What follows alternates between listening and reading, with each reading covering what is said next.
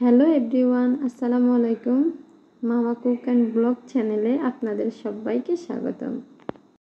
আজকে আমি শেয়ার করব ঝামেলাহীনভাবে ঝরঝরে পারফেক্ট চিকেন বিরিয়ানি রেসিপি। যারা রান্নাবান্নায় নতুন তারাও কিন্তু আমার রেসিপি ফলো করে বিরিয়ানি রান্না করে নিতে পারো খুব সহজে। চলো দেখে নিই। বিরিয়ানি রান্নার জন্য আমি এখানে ব্রয়লার মুরগির মাংস এইরকম ছোট ছোট পিস করে কেটে নিয়েছি। এইবার চুলায় একটা প্যান বসিয়ে তার মাঝে দিয়ে দিলাম 3 টেবিল চামচ তেল। দিয়ে দিচ্ছি 2টা তেজপাতা, 2 টুকরো দারুচিনি, 3টা এলাচ আর 2টা লং। দিয়ে দিচ্ছি 1/4 কাপ পরিমাণ পেঁয়াজ কুচি। এবার আমি পেঁয়াজটাকে নেড়ে ছেড়ে হালকা ব্রাউন কালার করে ভেজে নিব। পেঁয়াজটা যখন এইরকম ব্রাউন কালার করে ভেজে নেওয়া হয়ে যাবে, এই পর্যায়ে আমি এখানে দিয়ে দিব 1 চা চামচ পরিমাণ আদা বাটা, 1 চা চামচ পরিমাণ রসুন বাটা। আদা রসুনটাকে আমি পেঁয়াজের সাথে তেলের মধ্যে খুব ভালোভাবে কষিয়ে নিব, যাতে আদা আর রসুনের কাঁচা গন্ধটা চলে যায়।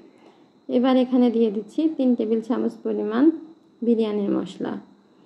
দিয়ে দিচ্ছি 1/2 চা চামচ পরিমাণ হলুদ গুঁড়ো, 1/2 চা চামচ পরিমাণ মরিচ গুঁড়ো, স্বাদ মতো লবণ।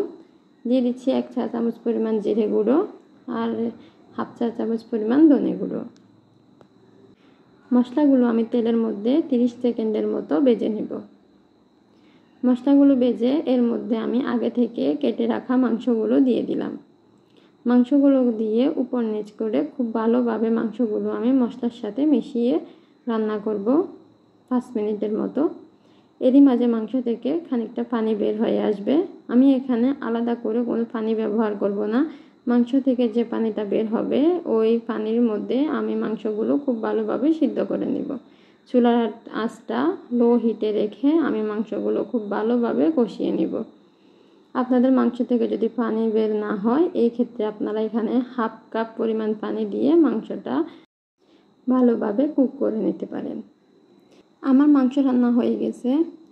এইবার আমি যে পাতিলে বিরিয়ানিটা রান্না করব ওই পাতিলের মধ্যে দিয়ে দিচ্ছি 2 টেবিল চামচ পরিমাণ তেল।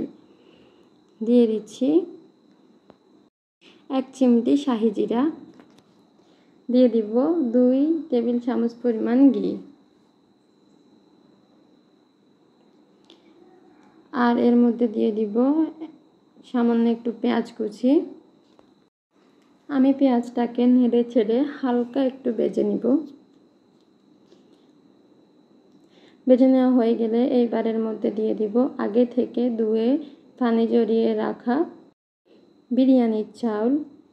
এবার আমি চালটাকে সময় নিয়ে 4-5 মিনিট ধরে খুব ভালোভাবে ভেজে নিব।